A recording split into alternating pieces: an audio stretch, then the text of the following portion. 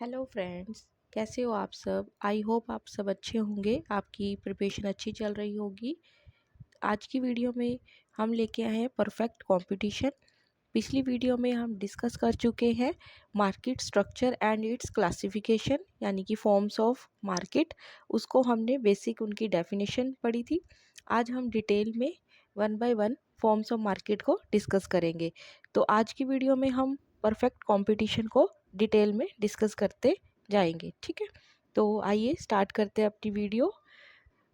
पहले perfect competition. तो perfect competition क्या होता है, इसकी क्या फॉलोइंग कुछ कंडीशंस होती है जो कि हमने पिछली वीडियो में भी पढ़ी थी। अब हम थोड़ा उसमें डिटेल में पढ़ते हैं, ठीक है। तो फर्स्ट इसकी कंडीशन क्या है, large number of sellers and buyers, ठीक है।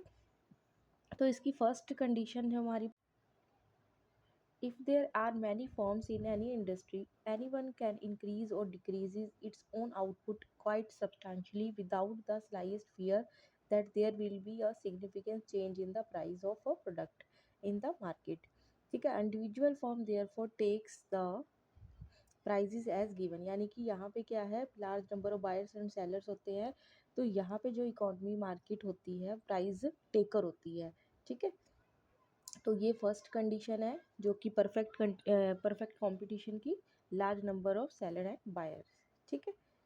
नेक्स्ट कंडीशन है होमोजीनियस प्रोडक्ट। होमोजीनियस प्रोडक्ट का मतलब है कि जो बिल्कुल आइडेंटिकल होते हैं, बिल्कुल सिमिलर होते हैं, इनमें बिल्कुल भी चेंजेस नहीं होता है, प्रोडक्ट डिफरेंशिएट नहीं होता है, बिल्कुल डिट्टो, ठीक है।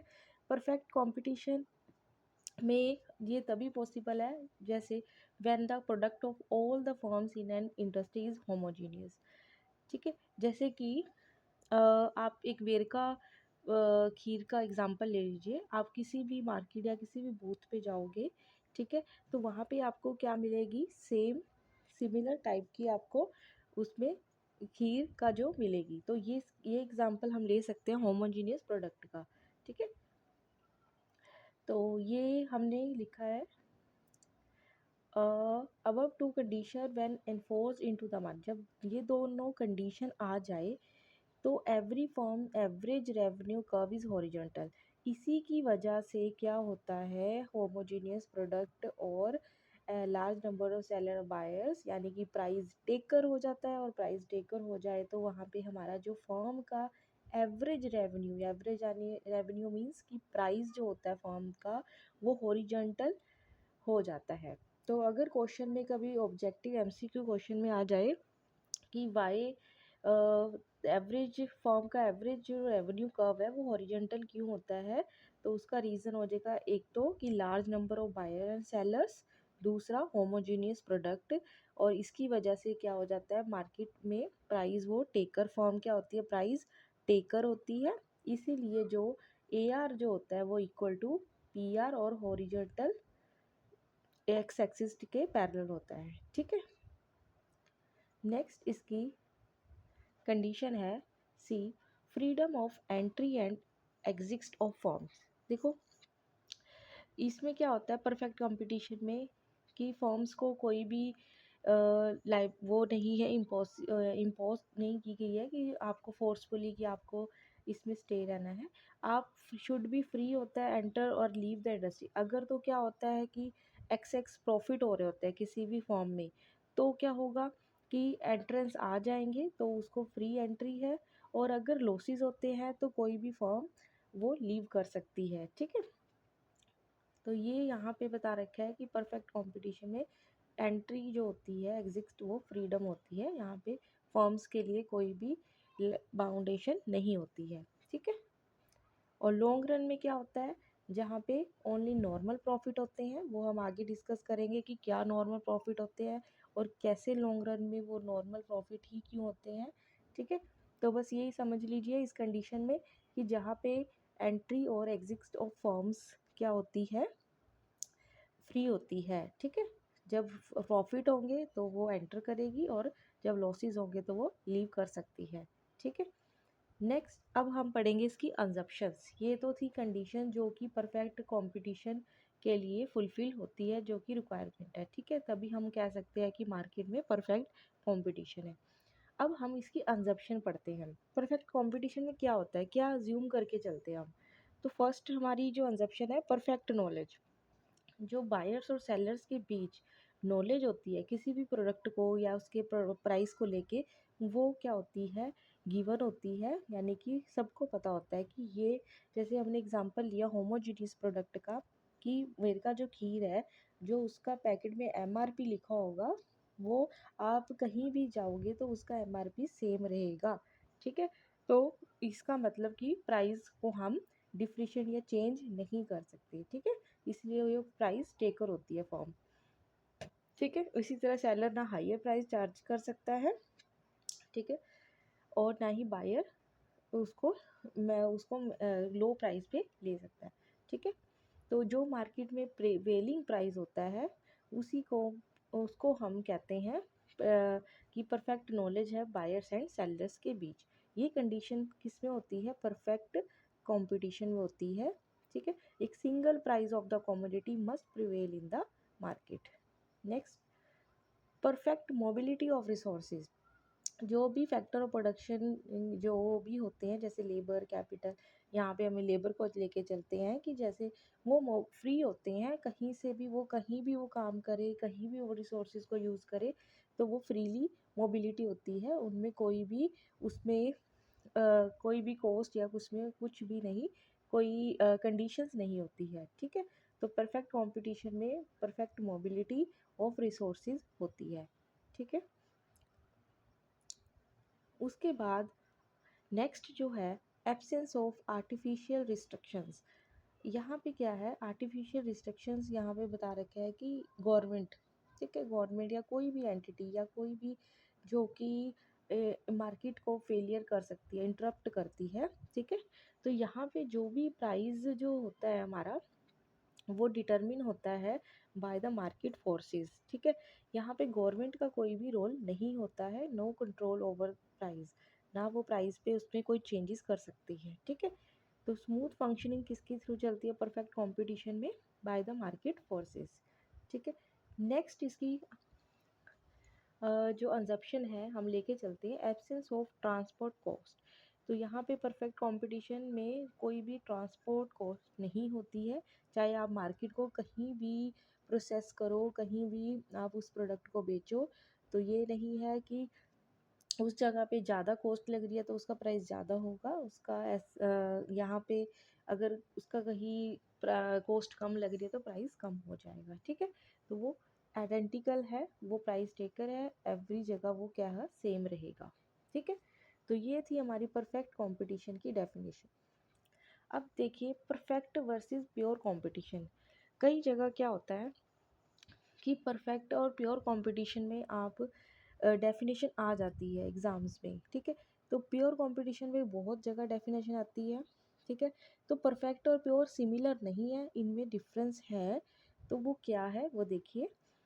देखिए जो परफेक्ट कंपटीशन है, वो आपको कहीं से भी रियल नहीं लगेगा, क्योंकि रियल वर्ल्ड में ये एग्जिस्ट ही नहीं करता है, ठीक है? तो इसीलिए हम प्योर कंपटीशन के कंसेप्ट को लेके आए, और ये कंपटीशन फिर भी हम कह सकते हैं कि अप्लाई हो सकता है रियल वर्ल्ड में। इसके लिए कौन कौन सी कंडीशन है?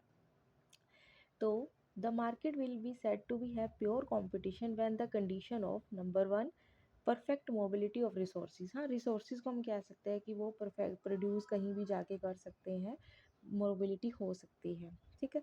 परफेक्ट नॉलेज भी हम कह सकते हैं कि मार्केट में सबको हम प्राइस जो होता है वो टेकर है, तो फिर सबको पता है कि वेयर का जो खीर है वो इतने रुपीज़ की है, वो चाहे वो वहाँ से ले या कहीं से ले, ये नॉलेज हो सकती है।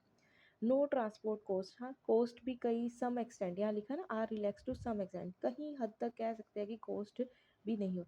बट बाकी जो कंडीशंस है वो परफेक्ट कंपटीशन में आती है। बस ये 3 कंडीशन है जिसकी वजह से प्योर कंपटीशन मार्केट बनती है। तो अगर आ जाए कभी भी डेफिनेशन पर प्योर कंपटीशन में, तो उसमें आपको ये 3 कंडीशन याद रखनी है, ठीक है? तो डिफरेंस इसमें जो है परफेक्ट और प्योर में सिर्फ डिग्री का है कि किस एक्सटेंट तक, ठीक है? अब परफेक्ट तो बिल्कुल ही हमारा नॉन एग्जिस्ट में आ जाता है, रियल वर्ल्ड में एग्जिस्ट ही नहीं करता है, क्योंकि इसमें देखो गवर्नमेंट का इंटरवेंशन आजकल है, ठीक है। ट्रांसपोर्ट कॉस्ट के अकॉर्डिंग हम प्राइस भी चार्जेस करते हैं, ठीक है। और परफेक्ट मोबिलिटी भी हम कह सकते हैं, और ये चलो फिर भी नहीं लगता। और नॉलेज और ये तो यही डिफरेंस है जिसकी वजह से हम प्योर कंपटीशन कंसेप्ट आया है। अब आ जाते हैं हम equilibrium of the firm and industry under perfect competition.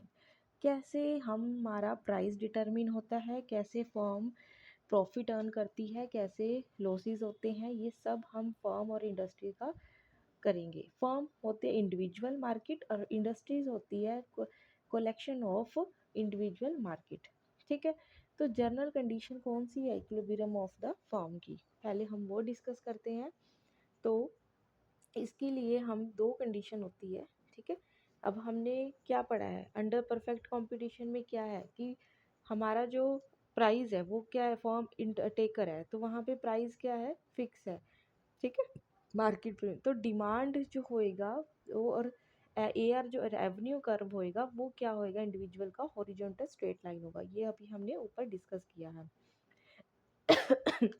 Sorry. अगर हमें मार्जिनल रेवेन्यू और अगर हमें प्रॉफिट निकालना है, ठीक है, किसी भी फर्म का प्रॉफिट निकालना है कि किस पे, तो उसको हम इक्वेट करते हैं मार्जिनल रेवेन्यू से, कि उसका मार्जिनल रेवेन्यू और MC कर्व से कंपेयर करके हम क्या निकालते हैं, प्रॉफिट निकालते हैं, ठीक है। तो ये हमेशा याद रखना, क्योंकि MR और AR तो परफेक्ट कंपटीशन में इक्वल आ जाएगा क्योंकि हॉरिजॉन्टल है, ठीक है, प्राइस टेकर है। अब जब हम इसको कंपेयर करेंगे मार्जिनल कॉस्ट से, जब रेवेन्यू से, तो क्या निकल के आता है, प्रॉफिट। ये तो आपको पता ही है कि जितना हमने रेवेन्यू अर्न किया है उसमें से हम अपनी कॉस्ट को माइनस कर देंगे तो क्या जो बचेगा वो क्या होता है, हमारा प्रॉफिट। तो प्रॉफिट मैक्सिमाइजेशन की कंडीशन फर्स्ट फुलफिल होनी चाहिए, एक तो इक्विलिब्रियम में MR इक्वल टू MC, ठीक है। नेक्स्ट कंडीशन जो होती है, देखो यहाँ पे डायग्राम में दिखाया गया है, MR इक्वल टू MC, ठीक है। यहाँ पे क्या है, एक्स, ये हमारा MR कर्व है, AR इक्वल टू MR, यानी कि इसको प्राइस भी लिख सकते हैं, ठीक है। और ये हमारा MC कर्व है, ठीक है। और यहाँ पे देखो MR इक्वल टू MC यहाँ भी है, MR इक्वल टू MC है। अब देखिए कि क्या सिर्फ MR इक्वल टू MC ही सफिशेंट है, नो। इसकी ये तो फर्स्ट ऑर्डर कंडीशन है कि MC equal to MR। Second order condition भी है और उसका रीज़न भी हम डिस्कस करेंगे, ठीक है। पहले तो ये देखिए कि MC कर्व, पहले मैं आपको बता दूं सेकेंड ऑर्डर कंडीशन क्या है। सेकेंड ऑर्डर कंडीशन है कि जो MC कर्व है मस्ट कट, ये देखिए जो MC कर्व है, ठीक है, must cut below it's the point of equilibrium, ठीक है। MC जो करेगा वो कट करेगा MR को उसके बिलो पॉइंट से, ठीक है। अब यहाँ पे देखिए ये दो कंडीशन आपको याद रखनी है किसी भी फॉर्म के इक्विलिब्रियम के लिए। अगर इनमें से एक भी कंडीशन फुलफिल नहीं हो रही तो वहाँ पे मार्केट का इक्विलिब्रियम नहीं होगा। अब देखते हैं हम डायग्राम में, ये देखिए, ठीक है। यहाँ पे हमने एक्स एक्सिस पे आउटपुट ली है, वाई एक्सिस पे कॉस्ट और रेवेन्यू लिया है। प्राइस, ये हमारा प्राइस जो है वो हॉरिजॉन्टल कर्व में आ गया, AR इक्वल टू MR आ गया क्योंकि प्राइस टेकर है परफेक्ट कंपटीशन में, ठीक है। और जो MC कर्व है, अब यहाँ पे दो इक्विलिब्रियम बन रहे हैं, ठीक है। मान लीजिए ये पॉइंट A है, ये पॉइंट B है। अब आप कहोगे MR इक्वल टू M ये भी है, MR इक्वल टू MC यहाँ भी है, लेकिन ये इक्विलिब्रियम नहीं है। अब इसका रीज़न क्या है, ठीक है, क्योंकि फर्स्ट ऑर्डर कंडीशन तो ये फुलफ़िल कर रहा है लेकिन सेकंड ऑर्डर कंडीशन ये फुलफ़िल नहीं कर रहा है। तो फर्स्ट ऑर्डर कंडीशन यहाँ पे फुलफ़िल तो हो रही है लेकिन ये क्यों नहीं है यहाँ पे, अब इसका रीज़न देखिए। यहाँ पे जो इक्विलिब्रियम है वो स्टेबल नहीं है, ठीक है, स्टेबिलिटी नहीं है, यहाँ पे क्या है, इनस्टेबल है, ठीक है। अब इसका रीज़न क्यों है, क्यों ये इनस्टेबल है, यहाँ देखिए ये वाला पॉइंट है जो, ठीक है, यहाँ पे क्या हो रहा है, MC जो है कर्व, ये देखिए ये क्या है MC और ये क्या है MR। जो MC है वो क्या हो जाए, वो कि ऊपर से कट कर रहा है, ठीक है। और जैसे जैसे अगर उसको अपना प्रॉफिट यहाँ पे क्या हो रहा है कि एक्सपेंड करना है, अगर उसको आउटपुट को बढ़ाना है, ठीक है, मान लीजिए उसने यहाँ से आउटपुट को बढ़ाया, तो क्या हो रहा है इस पॉइंट पे देखिए, ठीक है, यहाँ पे क्या हो रहा है आपका एम आर जो होगा वो ग्रेटर हो जाएगा किससे, एम सी से। तो इस कंडीशन में क्या होगा, सुपर नॉर्मल प्रॉफिट होंगे।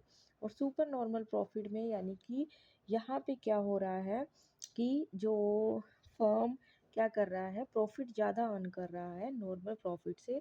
तो ऐसी सिचुएशन सिर्फ शॉर्ट रन में हो सकती है। और इस सिचुएशन में क्या होता है, कभी इक्विलिब्रियम शॉर्ट रन में स्टेबल नहीं होता है। जैसे जैसे वो आउटपुट एक्सपेंड करता जाएगा फॉर प्रॉफिट के लिए, तो एक टाइम ऐसा आ जाएगा जहाँ से फिर से इसको M R equal to M C करना पड़ेगा। क्यों, क्योंकि उस समय उसको अपने प्रॉफिट्स को जब मार्केट फर्म, जब उनको लगेगा अदर इन फर्म्स को कि यहाँ पे सुपर नॉर्मल प्रॉफिट है, वो यहाँ पे एंटर करेंगे। और जैसे ही वो एंटर करेंगे कॉस्ट ऑफ प्रोडक्शन बढ़ जाएगी, ठीक है। और कॉस्ट ऑफ प्रोडक्शन बढ़ने से क्या होगा, फिर से जो एम आर जो रिड्यूस होने लग जाएगा और फिर वो यहाँ इस पॉइंट पे आ जाएगा। तो इसीलिए यहाँ पे ये पॉइंट स्टेबल नहीं है, ठीक है, क्योंकि यहाँ पे एम आर इक्वल टू जो है एम सी कर्व है जो ऊपर से कट कर रहा है, जिसमें क्या हो रहा है आपका एम सी ग्रेटर देन है किससे, एम आर से, ठीक है। यहाँ पे एम सी जो है वो यहाँ पे ग्रेटर है, ठीक है। इसलिए यहाँ पे जो लेवल ऑफ इक्विलिब्रियम जो बनेगा वो कहाँ पे बनेगा हमारा, ओ एम आउटपुट तक, यानी कि ए एम ऑफ या O P of price and O M of quantity. इस पॉइंट पे ये क्या होगा, स्टेबल। जब ये इस M C curve M R को नीचे से कट करेगा, ठीक है, तब क्या हो जाएगा, ये इस कंडीशन को फुलफिल करेगा।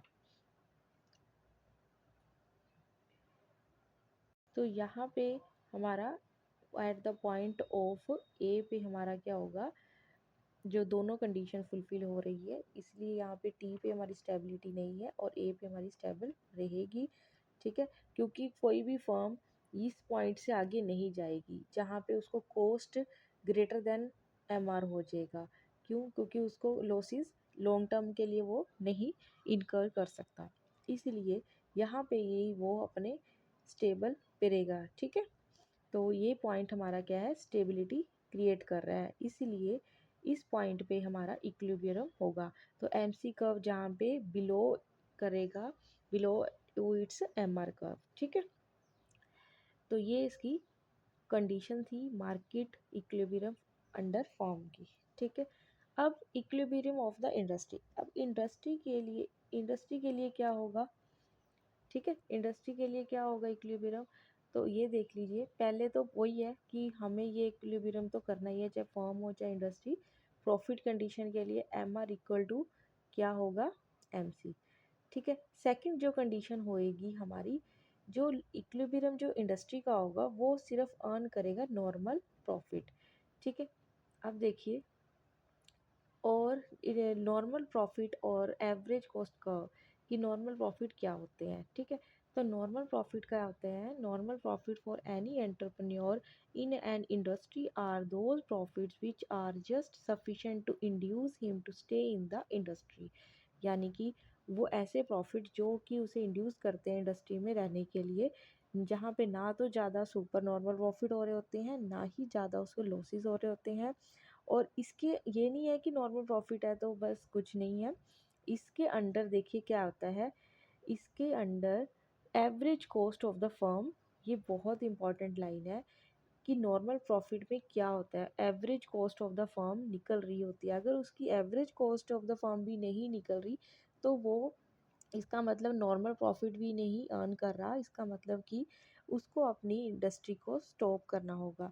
अभी नेक्स्ट वीडियो में मैं आपको शट डाउन पॉइंट बताऊंगी, उसको हम डिटेल में डिस्कस करेंगे, ठीक है। तो नॉर्मल पॉइंट जो लॉन्ग टर्म में क्या होता है कि जो इंडस्ट्री होती है वो क्या करती है, सिर्फ नॉर्मल प्रॉफिट अर्न करती है। तो नॉर्मल प्रॉफिट का मतलब ये भी है कि firm earning just the normal profit beside covering average cost of production, ठीक है। तो नॉर्मल प्रॉफिट्स में क्या आ जाएगा, एवरेज कॉस्ट ऑफ प्रोडक्शन को भी कवर कर रहा है और कुछ और नॉर्मल प्रॉफिट अर्न भी कर रहा है, ये होती है। अब इसमें कंडीशन क्या है, नॉर्मल प्रॉफिट अर्न करने की क्या कंडीशन है, जहाँ पे A C equal to A R होगा, ठीक है। तो अर्निंग नॉर्मल प्रॉफिट की कंडीशन क्या है, जहाँ पे A C equal to A R होगा। तो पहली कंडीशन तो M R equal to M C बताई थी हमने लॉन्ग रन में इंडस्ट्री का। दूसरी कंडीशन ये होगी, अब देखिए एम आर किसके इक्वल होता है, अभी परफेक्ट कंपटीशन कर रहे हैं, M I equal to A R होता है और ए आर इक्वल टू किसके होता है, ए सी के होता है। तो इसका मतलब यहाँ पे भी हम एम सी इक्वल टू, तो ये तीनों कंडीशन इक्वल हो जाएंगे, तो वहाँ पे क्या हो जाएगा, हमारा नॉर्मल प्रॉफिट होगा, ठीक है। और लॉन्ग रन इक्विलिब्रियम आ जाएगा इंडस्ट्री का, और इंडस्ट्री का जो इक्विलिब्रियम होता है वो नॉर्मल प्रॉफिट से डिटरमिन होता है। ये कंडीशन होगी M C equal to M R, क्योंकि एग्ज़ाम्स में बहुत बार पूछा जाता है कि what is the condition of industry of equilibrium, ठीक है, क्या होगी। तो वो बहुत सारे आपको ऑप्शन दे देंगे जिसमें आपको वो कंफ्यूज कर देंगे। तो आप अपने इस पॉइंट को याद रखना, पहला तो M R equal to M C होगा ही होगा, क्योंकि उससे प्रॉफिट की बात कर रहे हैं। जहाँ पे प्रॉफिट की बात आ जाए वहाँ पे M R equal to M C तो आएगा, चाहे वो इंडस्ट्री हो या फिर फर्म हो। दूसरी नॉर्मल प्रॉफिट आ रही है, यानी कि लॉन्ग रन की बात हो रही है, लॉन्ग रन हो इंडस्ट्री हो तो वहाँ पे ए आर इक्वल टू ए सी भी होगा, ठीक है। और इसको हम इक्वालिटी कर देंगे तो हमारे पास ये तीनों ही इक्वल आ जाएंगे, M R equal to M C equal to A R equal to price, A R को हम प्राइस भी कहते हैं। तो ये सबको हम लिख सकते हैं, M R equal to A R equal to A C equal to P. तो ये कौन सी कंडीशन हो जाएगी हमारी, long run equilibrium under normal profit, ठीक है, ये याद रखना आप। नेक्स्ट आ जाइए, शॉर्ट रन इक्विलिब्रियम। देखो फर्म का शॉर्ट रन और लॉन्ग रन हम दोनों डिस्कस करेंगे, फर्म का भी इंडस्ट्री का भी, ठीक है। तो कैसे अब अर्न करती है कोई भी फर्म सुपर नॉर्मल प्रॉफिट और प्रॉफिट। देखो शॉर्ट रन कौन सा पीरियड होता है, शॉर्ट रन वो पीरियड है जहाँ पे firm can change the level of output by changing the amount of variable factor of production only. यहाँ पे सिर्फ वेरिएबल फैक्टर ऑफ प्रोडक्शन को ही वो क्या कर सकता है, चेंज कर सकता है, ठीक है। शॉर्ट रन वो हो गया। तो ऐसे में क्या हो सकता है कि वो तो या तो सुपर नॉर्मल प्रॉफिट भी अर्न कर सकता है, लॉसेस भी अर्न कर सकता है और नॉर्मल प्रॉफिट भी कर सकता है। तो ये भी क्वेश्चन बन सकता है कि क्या शॉर्ट रन में कौन कौन से फर्म इन कर सकता है, सुपर नॉर्मल ओनली या दोनों या कोई तीनों में से दे देंगे। तो आपको ऑप्शन में तीनों जहाँ आ जाए वो टिक करना है, all of the above, normal भी, सुपर नॉर्मल भी और लॉसेस भी। तो शॉर्ट रन पीरियड में एक फर्म ये कंडीशन तीनों को कर सकती है, ठीक है। अब आ जाइए, ये तो थी हमारी जो हमने शॉर्ट रन में हमने पढ़ा है, जो कि फॉर्म का कैसे होता है कि दो कंडीशन फुलफिल होनी चाहिए, M C equal to M R equal to P, M C का must cut and M R cuts its below point, ठीक है, ये तो है ही है। अब देखिए ये डायग्राम है short run of equilibrium under form का, अंडर इक्विलिब्रियम शॉर्ट रन की कंडीशन पढ़ रही हैं, ठीक है। तो शॉर्ट रन ये दे रखा है प्रोडक्शन फंक्शन फर्म का।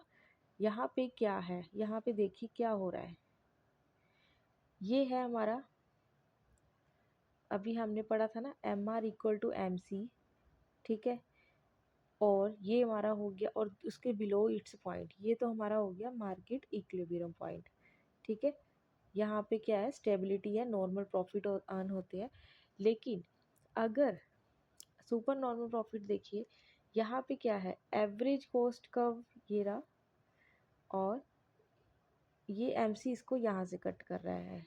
ये पार्ट क्या है, देखिए ये जो है, ये जितना भी पार्ट है वो क्या है, ठीक है। एवरेज कॉस्ट तो ये है, ठीक है, इतना है। लेकिन प्राइस फॉर्म ने कितना रखा है, इतना, यानी कि एवरेज कॉस्ट से जितना प्राइस वो ऊपर करेगा वो उसका क्या हो जाएगा, प्रॉफिट। ये देख रही है, ये जो हमारा है एवरेज को जो प्राइस है, और एवरेज से उसने कितना प्राइस उसने क्या रखा है, ये देखिए एवरेज ईयर है, एवरेज कॉस्ट का प्राइस ये दे रखा है, यानी कि इसको हम करते हैं ओ एन जो है हमारा क्या है, एवरेज कॉस्ट का प्राइस है, ठीक है, जो इसके मिनिमम पॉइंट से कट, और जो इसके ऊपर जो प्राइस रखा गया है जो प्रिवेलिंग इन द मार्केट में है वो अबव है एसी कर्व से, यानी कि यहाँ पे क्या हो रहा है, सुपर नॉर्मल प्रॉफिट आ रहा है, इसको हम क्या कहते हैं, सुपर नॉर्मल प्रॉफिट, क्योंकि यहाँ पे तो नॉर्मल प्रॉफिट है ही, लेकिन वो उससे ज़्यादा प्राइस है तो इसका मतलब उसे प्रॉफिट ज़्यादा हो रहा है, सुपर नॉर्मल प्रॉफिट यहाँ पे हो जाएगा। तो इस पार्ट को कहते हैं सुपर नॉर्मल प्रॉफिट्स, ठीक है। तो यहाँ पे all the firms will be earning super normal profit. अब पता लग गया, जब भी एसी कर्व, अगर एसी कर्व बिलो है, ठीक है, price of the M R curve या ए आर कर्व, तो इसका मतलब जो फर्म है वहाँ पे क्या अर्न कर रही है, सुपर नॉर्मल प्रॉफिट।